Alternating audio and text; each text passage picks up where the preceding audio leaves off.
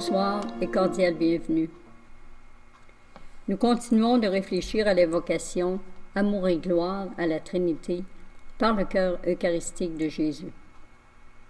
Il y a 2 semaines, nous avons parlé de la première partie de l'invocation en essayant de comprendre ce que cela veut dire « rendre amour et gloire à la Trinité ». La deuxième partie nous invite à le faire par le cœur eucharistique de Jésus. Pourquoi cette appellation et qu'est-ce qu'elle veut dire? C'est ce que nous allons voir ce soir. D'abord, l'appellation existait bien avant Mère Julienne du Rosaire. Mais je me réfère à elle parce que le cœur eucharistique de Jésus était au centre de la spiritualité qu'elle a vécue et qu'elle nous a transmise à travers nombreux écrits. L'invocation, d'ailleurs, est propre à la communauté et nos couvents portent le nom de Cénacle du cœur eucharistique. Pour essayer de comprendre ce qu'est le cœur eucharistique de Jésus, précisons d'abord ce qu'est le cœur en ce qui regarde notre sujet. Le cœur est le symbole de l'amour, le lieu où convergent nos émotions, nos sentiments. C'est aussi le lieu de l'activité de la volonté, cette faculté spirituelle qui met l'amour en action. On utilise aussi le mot « cœur » pour parler d'une personne. Par exemple, c'est un bon cœur ou c'est un sans-cœur. Ces précisions liées à Jésus et à l'Eucharistie nous font saisir que le cœur eucharistique est symbole de l'amour de Jésus qui l'a poussé à instituer l'Eucharistie. C'est Jésus nous donnant l'Eucharistie et Jésus présent dans ce sacrement. Mais cela n'est pas suffisant pour comprendre ce qu'est le cœur eucharistique de Jésus. Il nous faut nous pencher sur ce qu'est le sacrement. Le numéro 1324 du catéchisme de l'Église catholique nous rappelle que l'Eucharistie est source et sommet de toute la vie chrétienne, parce que tout est lié et ordonné à l'Eucharistie. Ce sacrement est le centre où découle la foi chrétienne et toute l'activité de l'Église, corps du Christ. L'Église est née à la scène, et la scène qui perpétue à l'autel construit l'Église. Mère Julienne dit que l'Eucharistie contient tous les mystères de la foi chrétienne, la Trinité, l'incarnation et la rédemption, c'est-à-dire la mort et la résurrection du Christ. Lorsque l'Église célèbre l'Eucharistie, mot qui signifie action de grâce, elle se tourne vers le Père pour lui rendre grâce pour ses bienfaits. Cette action de grâce se vit dans l'offrande du Christ, le don de sa personne, par l'action de l'Esprit Saint. Jésus a institué l'Eucharistie pour établir dans nos cœurs le règne du Père, mais aussi pour glorifier la Sainte Trinité. Dans le cœur de Jésus, nous sommes en relation avec la Trinité, en présence de ce grand mystère.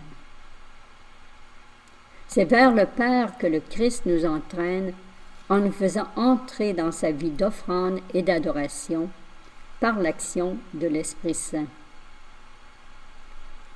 C'est dans ce but que le Christ prolonge son incarnation en prenant chair, pour ainsi dire, sur nos autels et qu'il rend actuel, agissant, son sacrifice rédempteur, le don de sa vie. Nous voyons ici surgir un mouvement. C'est dans ce mouvement que se trouve la fine pointe de ce qu'est le cœur eucharistique de Jésus.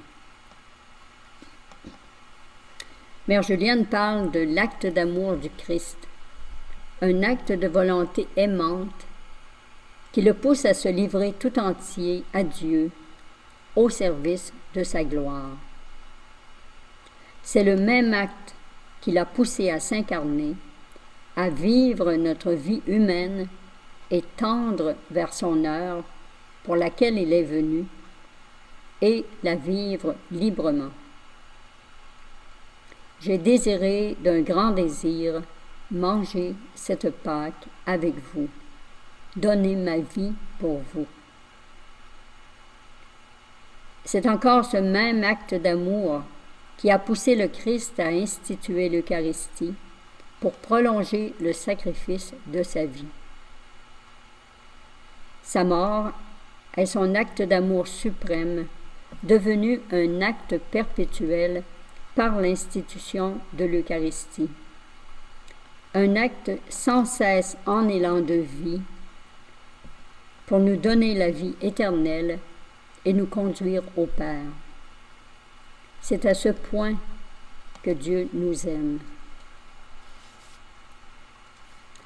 Le cœur eucharistique, c'est le cœur de Jésus en acte de se donner jusqu'à la fin, dans et par la poussée de l'Esprit Saint. C'est le dynamisme vivant et perpétuel de son acte d'amour qui nous fait entrer dans la vie de la Trinité et nous donne de l'aimer et de la glorifier par lui, avec lui et en lui. C'est le cœur de Jésus animé par l'Esprit Saint qui nous entraîne dans son dynamisme d'amour, d'adoration et de glorification de la Sainte Trinité pour la vie du monde. Ce dynamisme d'amour a une portée universelle et cosmique. C'est la messe sur le monde, comme le disait Teilhard de Chardin. Pourquoi rendre amour et gloire à la Trinité par le cœur eucharistique de Jésus? Je vous laisse répondre. En espérant vous avoir donné le goût de connaître et d'aimer Jésus en son cœur eucharistique et désirer entrer dans son mouvement d'amour et de glorification de la Trinité. Ce cœur, nous le rencontrons dans l'Eucharistie d'une manière privilégiée. Et il prolonge sa présence et son action dans l'adoration eucharistique. Universelle, cosmique, mais vécue dans la pauvreté humaine. Tout un mystère. Je termine avec cette pensée de Mère Julienne du Rosaire qui exprime bien, il me semble, ce qu'est le cœur eucharistique de Jésus. La terre est comme un autel immense. Il n'y a qu'un seul prêtre, le Christ. Et le Christ fait entendre les battements de son cœur, produisant toujours le même acte d'amour qui le pousse à s'immoler pour la gloire de la Trinité et à se donner aux hommes par la communion, afin de les unir à ses adorations et à ses louanges. Devant le Saint-Sacrement, dans la foi toujours, laissons le cœur eucharistique de Jésus nous entraîner dans son élan d'amour. Amour et gloire à la Trinité par le cœur eucharistique de Jésus.